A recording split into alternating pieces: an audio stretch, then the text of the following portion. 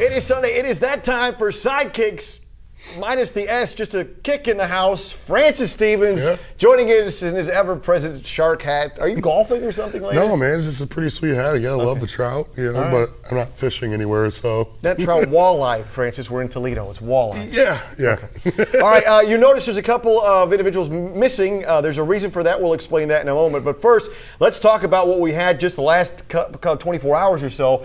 Notre Dame, one of the best teams in the state of Ohio, in the top 10, showing it against Anthony Wayne as well. That was a big one for them because I thought this Anthony Wayne team, in all honesty, really came out and did some really good things. But Notre Dame is such a very solid side. I mean, I think it starts at the back with them with Lexa Bauer back there. She had a really, really great game. And they scored 3 goals off set pieces. That's what you want for that team there. Ashley Barron's one of the top athletes. We saw her a year ago on the hardwood for Travis Galloway as a freshman at Notre Dame. But a great soccer player, definitely one of the best athletes on the field. But Chip Smith's got this team going the right direction. And you can set up for something really interesting at the end of the year with our buddy Chris Black, you know what I mean? Well, we can talk Notre Dame because Chris Black isn't here, but that sets up a huge one in the track against Clay coming up this week on BCSN. I still think Clay is one of the best teams in the track, and don't get me wrong, I think their first couple games of the year, some tough games. They're a young team, they had to move some players around, and they got a lot of depth this year, but I think when you look at this game, if you got to look at, I think the team that'd be favored to win it's got to be Notre Dame going in. They got such great momentum. Have not lost a game in Northwest Ohio at all this year. We will see. And we mentioned, it's just us two, Chris Black and Pace. We were happy to have Pace Center as part of this, but I don't know how happy they were when they went out and did a little something for us earlier this week. Take a look.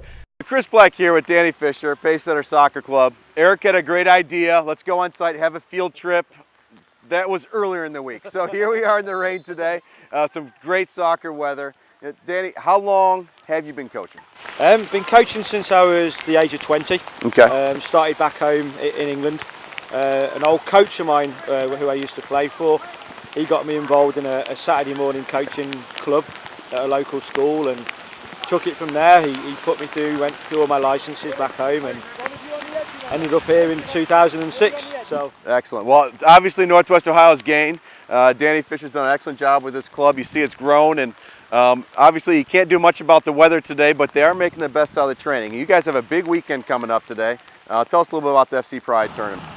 200 plus teams from Illinois, Ohio North, Ohio South, obviously Indiana as well, and Michigan. So it's a fantastic tournament for us to go to.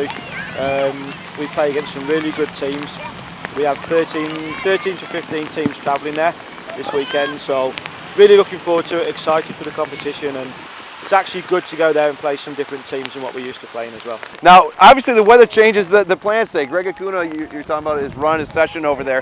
What's he kind of changing today now because of the weather? I mean, originally sort of the day before we travel, we'd have looked at set pieces, some shape work, probably a little bit of a lighter chest session and a slower session for the girls, but with the weather the way it is, it's going to be hard to keep them just sort of walking about looking at the shape tonight. So what we've done tonight, we've brought in our under 15 sort of high school 14, and they're going to play 11v11 over there, and we're going to work on some shape work whilst trying to keep them moving as well and active based on the weather, and it may just cut us short by 10-15 minutes tonight as well.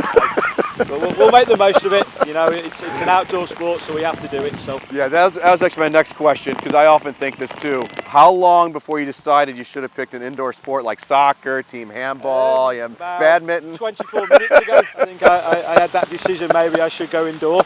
But I'm used to this weather. Yeah. Fair enough for sure. As now we're both blinded, not just by the fantastic soccer, but also by the rain here.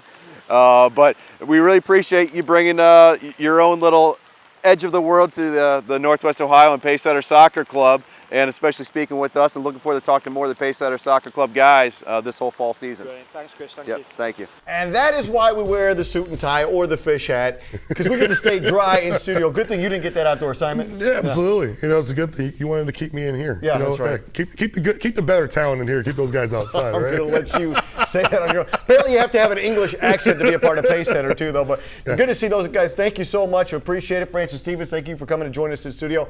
This has been another edition of Sidekicks.